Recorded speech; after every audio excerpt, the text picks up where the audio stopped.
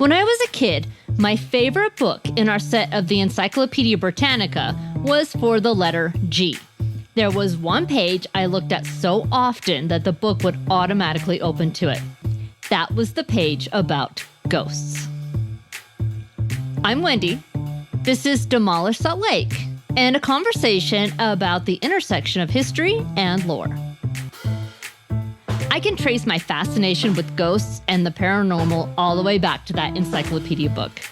I've been involved in paranormal investigations for about 15 years now.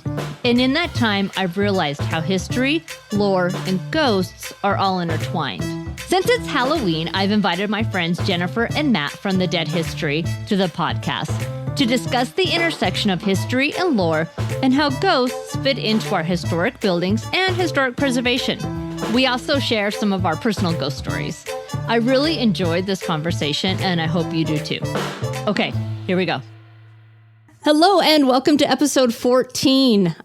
Today is a spooky Halloween episode. I am sitting here with Matt and Jennifer from the Dead History, and I will let them introduce themselves. Hi, I'm Jennifer Jones with the Dead History. And I'm Matt.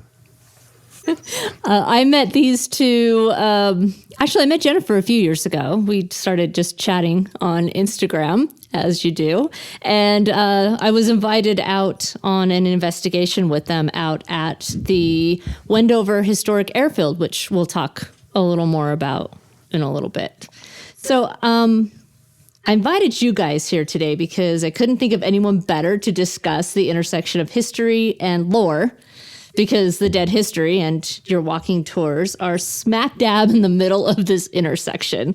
So can you talk a little bit more about the Dead History and the tours that you do in Ogden? Sure. So the Dead History, I started back in around 2012, and it really grew out of my love for ghost stories as well as my love for history. And so what I like to do is take the actual history behind haunted locations, urban legends, strange graves, things like that, and kind of see how much of the history matches with the legend or the stories. And it's really, I find it really interesting. It's very interesting. Matt, do you have anything more? As far as the walking tours go, Yeah. I hold the iPad and make bad jokes. That's my job. That's my part and portion that I protect very, very carefully. But otherwise, Jennifer's really the star. Everyone needs a job. There's a supporting part. Yeah. Everyone needs a supporting. Absolutely. All right. Very cool. All right. So I've had people tell me like ghost stories distract from history or make buildings scary, which makes them more vulnerable to demolition. Obviously, I don't think that way, and neither do you guys. But because ghost stories just add another layer. And as we'll get to, we also see that ghost stories sometimes help with historic preservation. So what are your thoughts on people saying that, ghosts don't belong in our history, or that ghosts in haunted buildings are just, we shouldn't be telling those stories because they're scary and then people will just want to demolish them? I could not disagree more. I totally 100% disagree with that. Historically, ghost stories are often used as a way to pass down legends and history. And, they cover topics that might be forgotten otherwise. Usually kind of topics on the more morbid side of things, but important nonetheless. And, I think a lot of times people find history really boring and dry. And so when you bring in a spooky element of like a ghost story, it makes it more attractive to people that otherwise might not be interested at all. And I'm sure you've seen that with your tours, right? Of the different age groups that come on your tours. Oh, for sure. Yeah. So our tours, they're strong in history. And so I think we kind of have like a unique demographic and people that don't just want a spooky story that might not be based in truth at all. And they want to know what actually happened and, the people involved. And I think the people involved in these stories are probably the most important thing. And I think they're often the most overlooked in the whole thing as well. So, it just makes it a little bit more real when you realize that these stories that are told about certain haunted places, they happen to real people who lived in our city and, had lives and all that. Yeah, you and I have both done similar stories. We've talked about Emo's grave, and we've also talked about the the Exchange Place in Ogden, in the sordid past of that. That one is the funniest to me because it's just so like people honestly believed it, and it was just 100% made up. It's funny. I remember the first time I heard that story, and I knew that there were only 2 asylums in Utah. And I'm like, that can't be right. That can't be right. So I delved down in the history. That's what I found. The stories behind that. The whole building, the whole story of the Exchange building in the old Ogden stockyards was that it was a mental institution run by a deranged doctor. Yeah, Bellshire. Bellshire, that's right. And in reality, it was all made up to promote a haunted house that was happening in the building.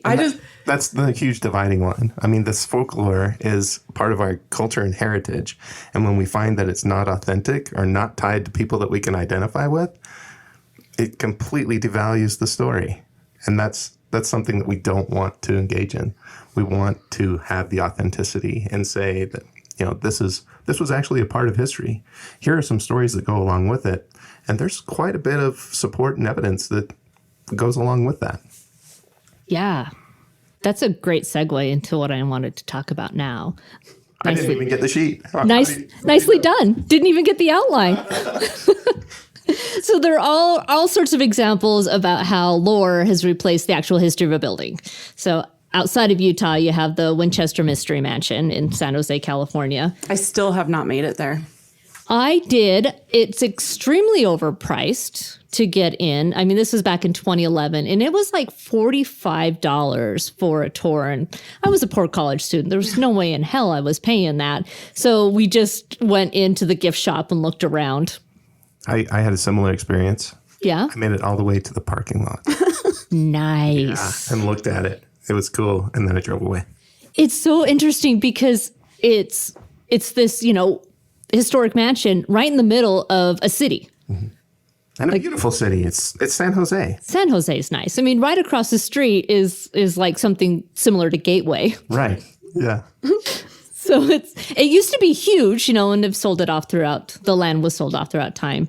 But I mean, there's that story where I can see where the lore would have come from because she did exist in the time of spiritualism. But the actual history of her building the mansion to keep the ghosts away isn't true. And wouldn't be, because at the time, like, the idea of being remorseful for guns killing people was unheard of. Exactly. So you've got that one. And my other favorite is the Myrtles Plantation in San Francisco, Louisiana, where in that case, the actual history has just really been overcome by the lore. Mm-hmm. The stories that are told about that plantation are not true, and it's proven untrue just by researching the history of it. Yeah, I actually was going to write about that one years ago. And then when I was digging in, I was like, well, none of this happened. None of it happened. That's the worst. It really is, because I think it compromises the history of the plantation and is disrespectful to the people who actually lived there and called it home. Yep. I mean, it was a very loved place, and it does have a questionable past. I mean, we're talking about slavery as well. And so it sugarcoats a lot of the questionable history of it. And I think it just really takes away from the meaning. I remember when, did you ever watch the show Sightings back in the day? Oh, yes. That was like one of my favorite shows. And I remember, I think Peter James went to the Myrtles, and so I was like, oh, I need to go there. Still haven't made it to Louisiana. I haven't either. But I think if I went there, I would probably just get really frustrated that this isn't true. So those are, nationwide stuff. But Do you know of any places locally here in Utah that this has happened to that you might want to speak to?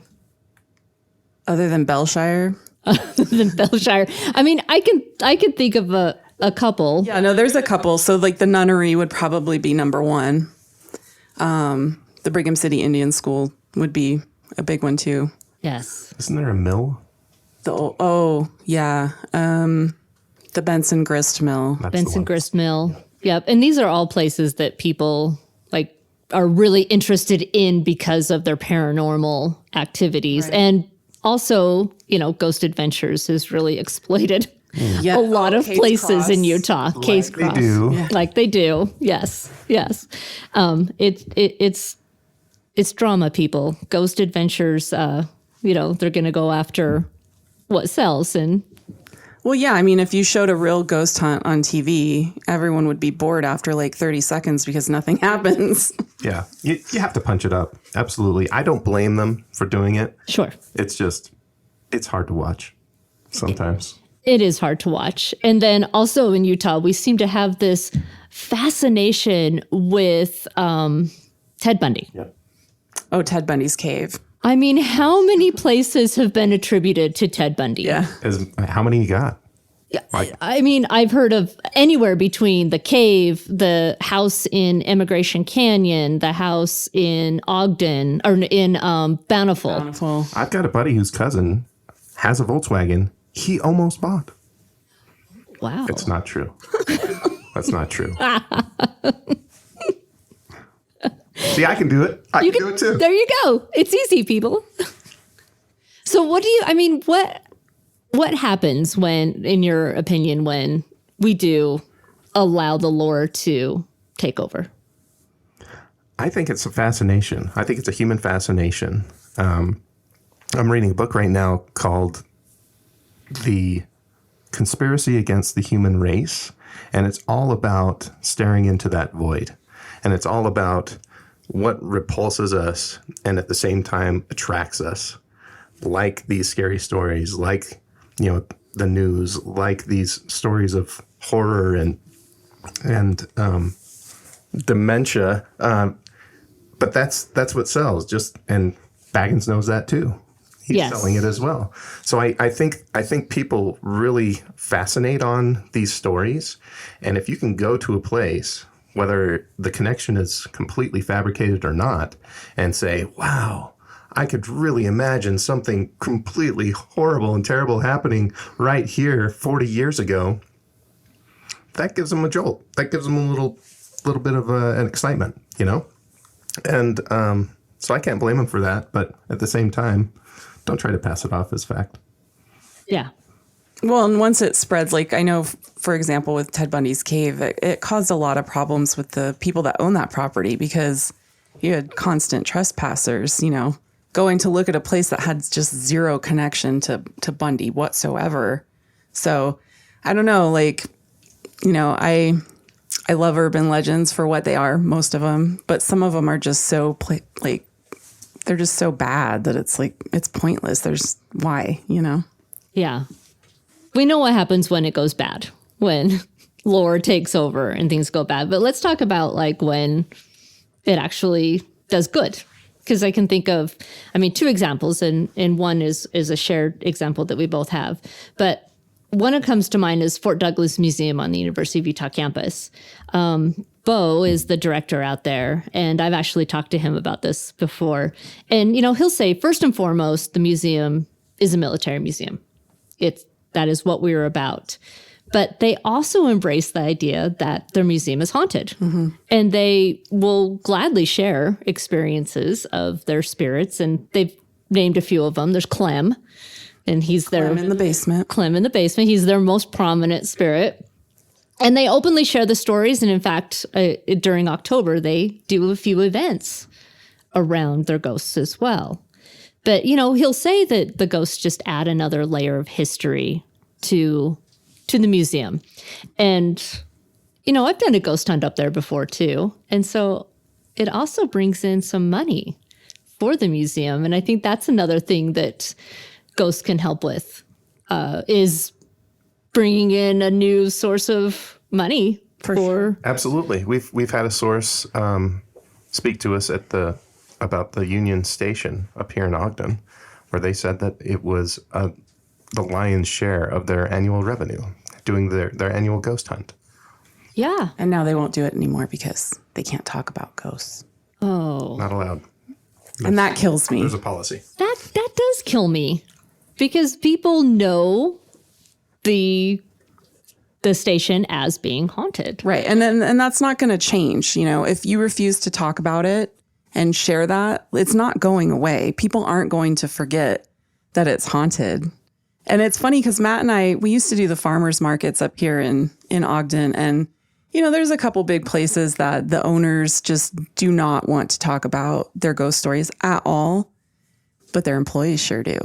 Yeah. And so it was like, you know, your policy of just flat out ignoring people when they ask or, you know, denying everything, like it's not really doing any good because people, they want to share those experiences and they want to talk about that. And I don't know, I just think it makes it worse for them somehow, you know? Yeah. I know my friends at State History, when they were located in the Rio Grande train station, they would tell you about their experiences with the Purple Lady and some of the other ghosts in Rio Grande. And they weren't afraid of that. They didn't shy back of that. Mm-hmm. And even the guards at Rio Grande will tell you their experiences and show you their pictures. So security guards are some of the best sources because they're the ones that are there like at strange hours, you know, usually by themselves. So I love talking to security guards. Oh, yeah. I had the security guard at Rio Grande pull up his pictures and say, I got to show you these pictures. I've got shadow people in my pictures. Oh, my gosh. That's a gold mine. Yeah. That's fantastic. Yeah. But it just adds, like, again, it adds another fascinating layer to the history of it. Because I think you kind of hit on point. History can be boring. Sure. Right? I mean if you're not it's a train station, right? Dry. Absolutely. Yeah. I mean, what else is there to do? And then you add that the morgue, the basement was a morgue for the soldiers during the wars. When they would come in on the train, they would house the bodies in the basement. Right. You add that to it, and then you add the ghost to it, and suddenly the station becomes a lot more interesting than just a train station. But it's up to the nerd herd like us to dig that up, dig out those gems. Exactly. Yes. So the other example is the historic Wendover Airfield. Do you guys want to talk a bit about your experience out there working with the foundation? Yeah, so I think I'll let Matt take that part because he and Helmy Kramer were way more involved in that than I was. Yeah, so we approached the historic foundation after visiting. Helmy had the brilliant idea and really kicked that off. He's a great salesman. We experienced an EVP in their ballroom. And it's fantastic. It was responsive to things that we were talking about, interactive, which just knocked our socks off. And more than one voice. Yeah, multiple voices, almost event sounds, announcements, loudspeaker announcements, things like that. So that really motivated us to, explore a relationship with the foundation. And through Helmy's introduction, and then my planning, and I put together a project plan, which really impressed them. They loved to see that. And then the way that we ran it, we managed to become their exclusive paranormal group for the organization. It's a great partnership because not only do we get to expose the history of the location, we also get to raise funds for the foundation as well, which in the last year they've really needed. They haven't been able to do their air shows and usual events. So we're looking forward to growing that, looking forward to building the revenue that the foundation gets, and helping them restore these historic buildings and amazing improvements that they've made on a shoestring budget. Like every year we go out there, it's something new and something shiny and improved and restored. And it's really exciting to keep helping them like that. Yeah, they've really done some incredible stuff out there. They've restored the Enola Gay hangar which is a huge part of history. And if you don't know the history of the Wendover airfield, it's very tied in with the bombings, the nuclear bombings in Japan. So I would encourage you to read up on that and see how the Enola Gay played a role in the Wendover airfield. You know, it's kind of crazy about that too, is I honestly, like, I've only lived in Utah since 2007. So, you know, I didn't grow up here or anything like that. And the only reason that I even knew that there was an airfield out there is because I had heard it was haunted. So that's, you know, kind of one of those things where sometimes it's the ghosts that are like bringing it to people's attentions because otherwise they wouldn't know about it. Yeah. So this, the events that you guys do out there, I mean, it brings in a much needed money to help restore and upkeep the airfield, which is a really important part of our World War II history. Absolutely. Which we seem to be losing a lot of our World War II history here. And unless it's a national park, it seems to not be of importance anymore. So right. It's low on the list. So that's why this independent foundation is so important to. Exactly. When we were out there in October doing our ghost hunt, September. Yeah. September doing our ghost hunt. I was really impressed with how much the director of the foundation felt deeply about the spirits who live in the airfield. I mean, when he was talking to us about being respectful when we're out there doing our investigation, be respectful. Remember, these were people. And he teared up and actually got emotional talking about his ghosts. And I thought that was so special to see how much they meant to him as much as the restoring and saving the airfield meant to him. That they're all entwined. Yep.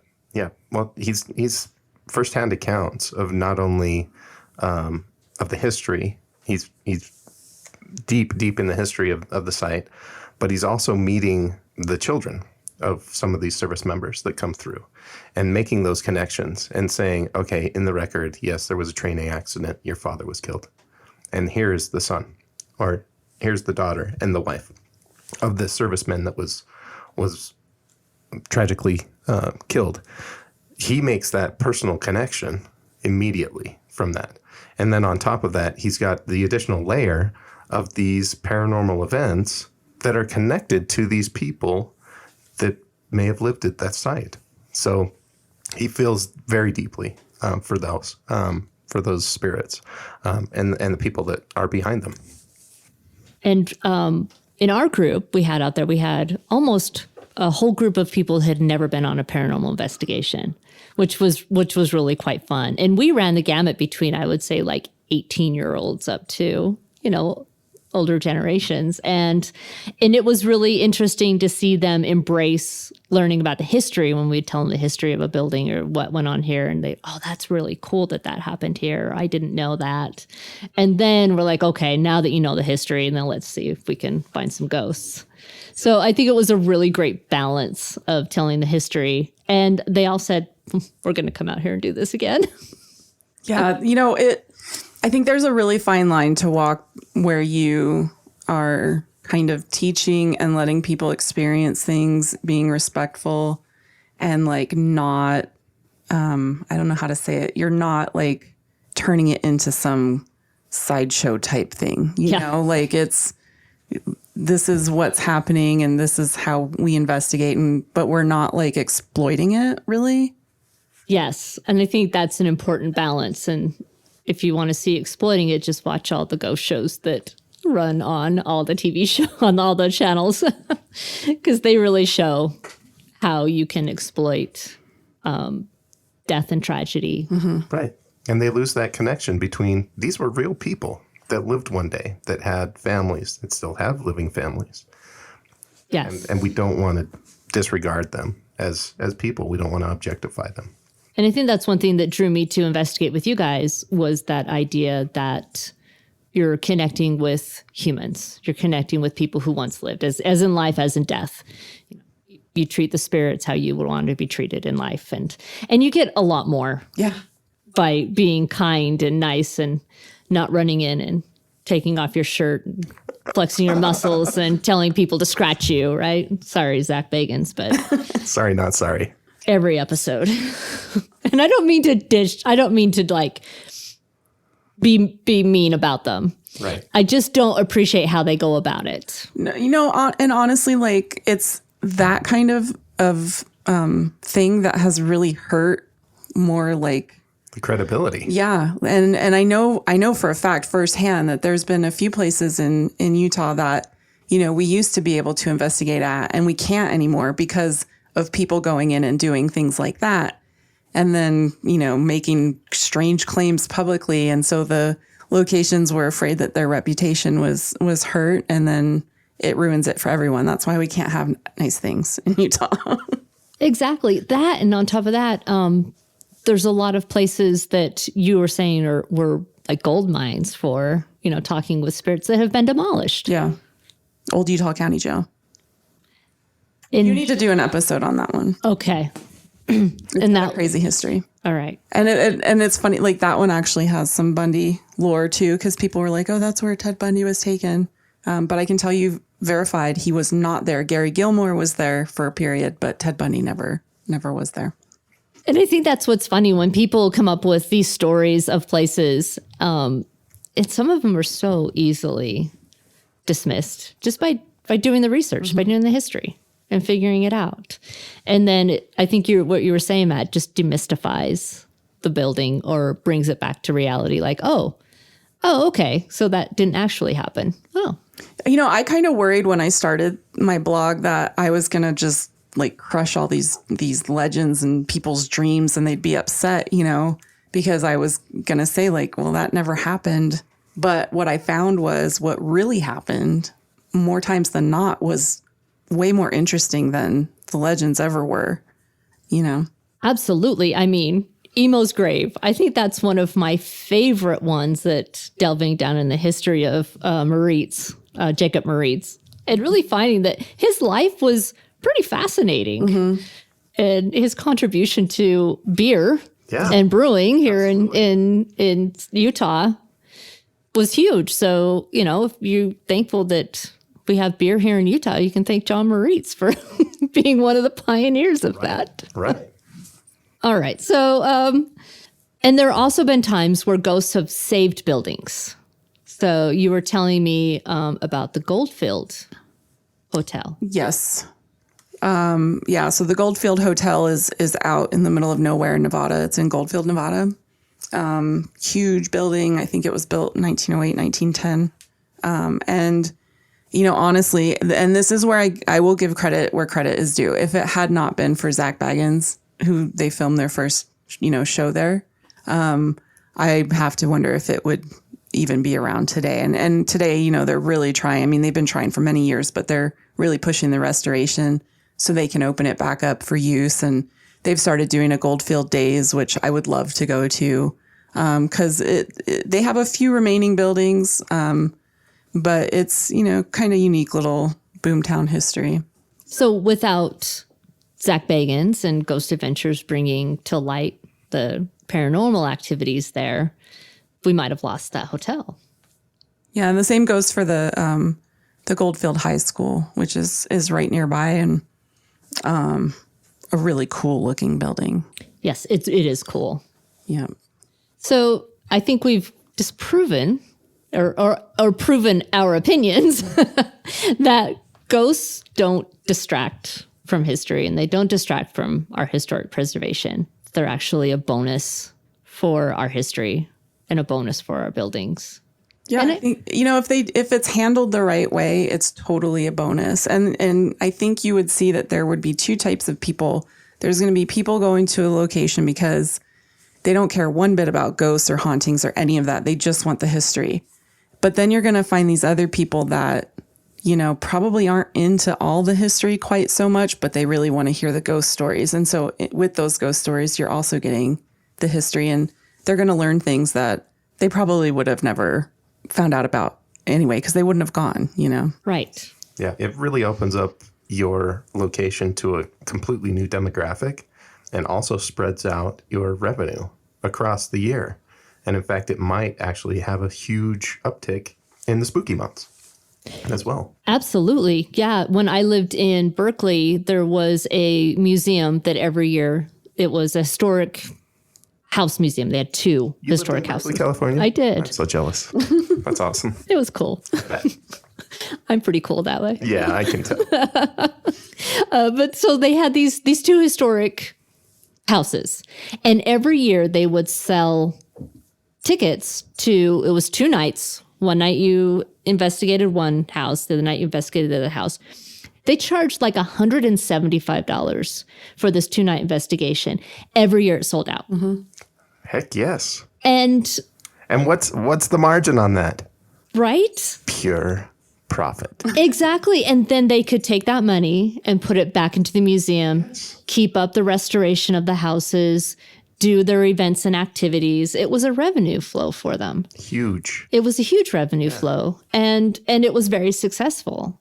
But again, first and foremost, they are a historic house museum. Right. And that was their history. But during the spooky months, because the better time to do it than October, Right. they brought out these other histories. Mm-hmm. And they would actually post on their website. They would post like EVPs that they would get. They would post pictures. So they would then embrace it that way and like talk about it and encourage it. Mm-hmm. And if you went in any other time of year, they were willing to talk to you about their ghosts. That's fantastic. Mm-hmm. And you're bringing in a whole new audience that loves your building, loves your location. Exactly. And you never know what that might spark in some young kid that comes in and decides that they really love historic architecture or museums or paranormal or whatever that is, and finds their path in life. Like me. That would have been me as a kid. Totally. Yes, me too. My mom, my poor mother. So let me get this straight, kid. Your path in life is the paranormal? Or maybe it's museum or, museum science. Exactly. That's my Anthropology, archaeology. Go for I it. have an undergrad in anthropology and a master's in museum studies. So, and I think it all ties You're in. killing me. It all ties in so well to my love of ghosts and lore. And see, and you can be like a scientifically minded person and still have a love for the paranormal. Like, I think a lot of times people think the two are like mutually exclusive, and I don't think they are at all. Like, you take it for what it is, Exactly.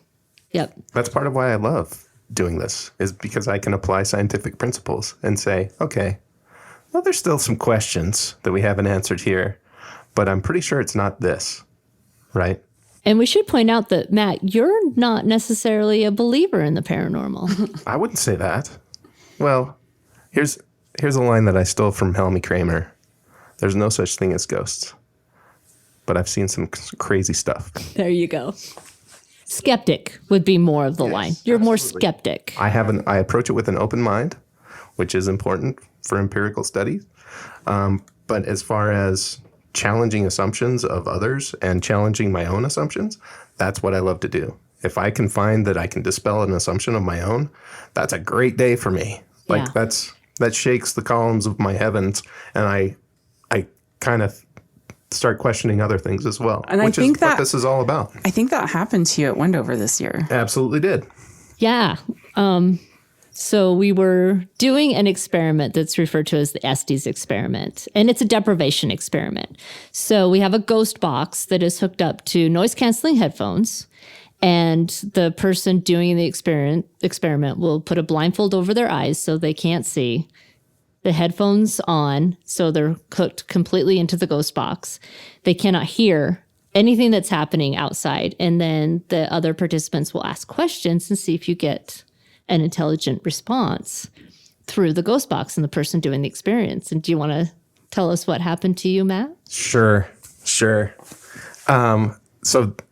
let me first say the reason that this shook me up is because I was the subject and also the skeptic trying to measure exactly whether or not this worked. So I'm sitting there in the dark. I can't hear what they're asking. Apparently, they were asking some very pointed questions about the location at Wendover, events that happened there. I was just shooting off whatever I heard in this spirit box, which is a radio that scans. And out there we had to use AM band. It scans at 250 milliseconds. So a quarter of a second, it changes stations. Beep, up, beep, beep. So you can't really put too much together. So I was being really sensitive for audio pareidolia, where, suggestion of my own mind might be influencing the words that I hear and then repeat. So I was trying to be as objective as possible. And then all of a sudden, I hear my own name. And I had to pause. I didn't just shout it out, but I had to be objective. And because I heard my own name, I had to say it out. And it was in response to one of their questions. Yeah, I asked if it would say the name of the person wearing the blindfold. And Matt was the one with the blindfold on.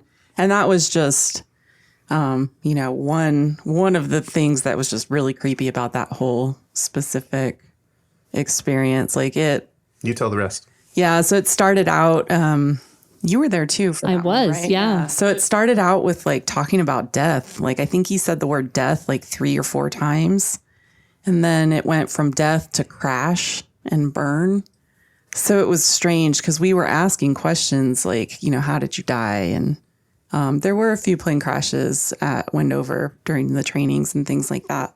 So that was really just kind of nuts. Yeah. So I when I asked it to say the name of the person wearing the blindfold, I really was not expecting that to happen whatsoever. Cause it's not a thing that happens very often. And so I knew it would blow Matt's mind if it did. And so I was really stoked that he said his name because that was just crazy. We all erupted in a bunch of, oh my gosh, wow, what happened? Yeah, that was one thing that definitely came through the headphones when I said that. I had no idea what bomb I just dropped in the room. But it made you think there for a minute, didn't it? Challenging my assumptions. Challenging your assumptions. Yeah. So, all right, we're talking about ghost stories. Share with us one of your favorite experiences you've had. Okay, let me think for a second. I know it's a hard one because if someone asked me this, I'd be like, oh boy, where do I start?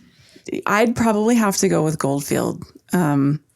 I went there with Kramer a few years ago. So Kramer is their friend, and he actually had a TV show for a little bit. Haunted Encounters, Face to Face. It's on Amazon if you want to. If you want to check out. So that's how I got in there. And there was 5 of us total. And, I knew the basic history of the location, and it also has some lore, to it. And so I was just really excited. So we started out, and the people that we were with had investigated there before, and they were like, so this is the type of place where it's either super, super active or it's not active at all. And there's really no in between. So hopefully, tonight it'll be active. And it kind of started off with a bang, and then it just went from there. We were in the basement, and I had actually walked out of the room, and I heard everyone, kind of freaking out. And so I ran back in, and 3 of the people saw what looked like a glowing ping pong ball bounce on a table, bounce off the table, and then just poof, vanish before it hit the ground. And so when I walked back in, everyone was looking for this thing that they had seen, glowing, bouncing on the table and vanished. And we had video of walking into the room, and there was absolutely nothing on the table. And in the video, we are searching the floor looking for something that might have, because it literally looked like a glowing ping pong ball. Well, there was the rotten orange. That was your reference point. Yeah, there was a rotten orange on the table. And we had all, noticed that beforehand, but none of us had noticed anything else laying on the table. So that started the night.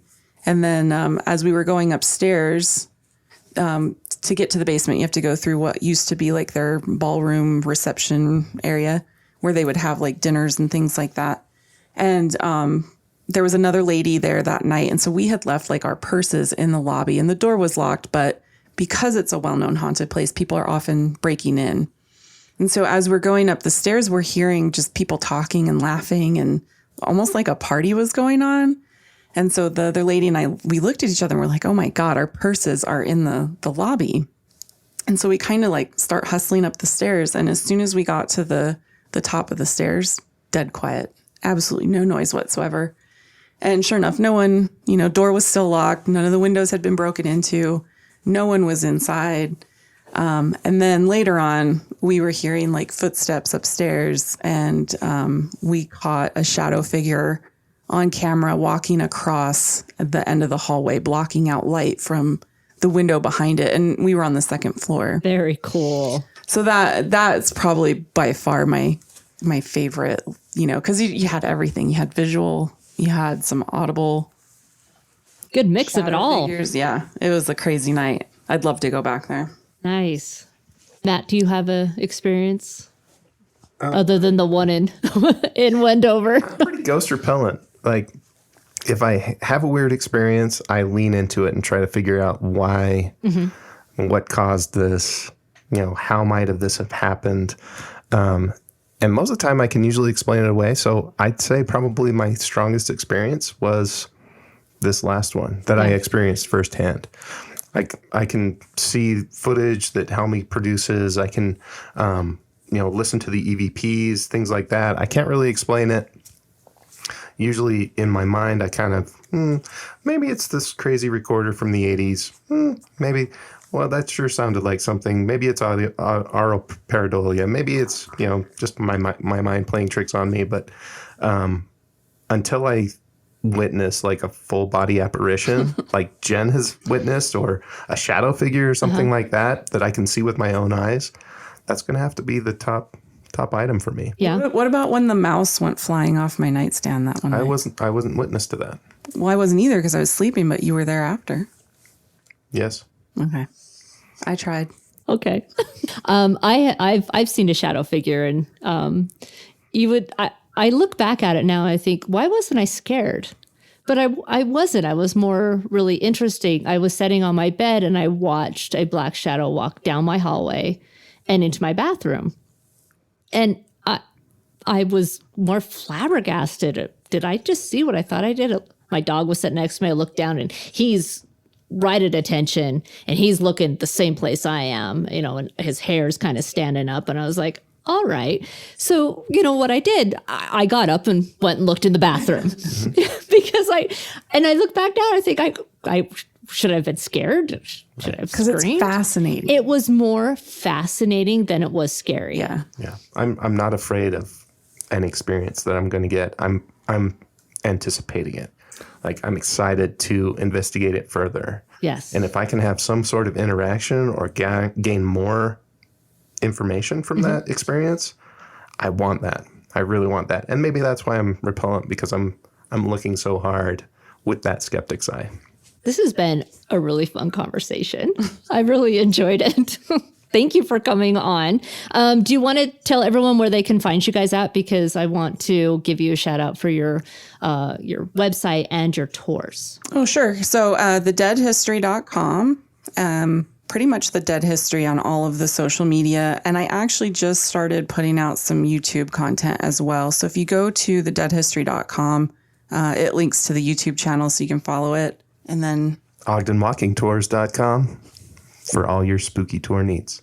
We actually have three tours. One is the Ghost Tour, which is very popular lately. We also have a True Crime Tour, which talks about true crime. What do you know? historic true crime. Of course, historic true crime, not current true crime. If you listen to our podcast, you'll know that we tend to avoid the more recent true crime. And finally, we've got the Electric Alley Tour, which talks about Ogden's sanctioned red light district. And Ogden has had a very storied past. So all of these tours would be fascinating if you want to hear more about the place that Al Capone said was too dangerous for even him to visit. I don't know if that's a true quote or not. I've heard that quote. I don't think little old Ogden would be registering on his on Al Capone's radar. He did pass through a couple times. Or did he? At least once.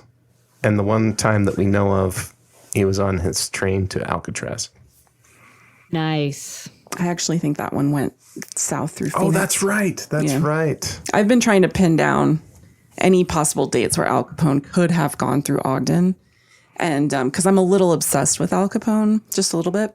That's all right. But I so far have not been able to prove definitively that he ever even went through Ogden, let alone, set foot.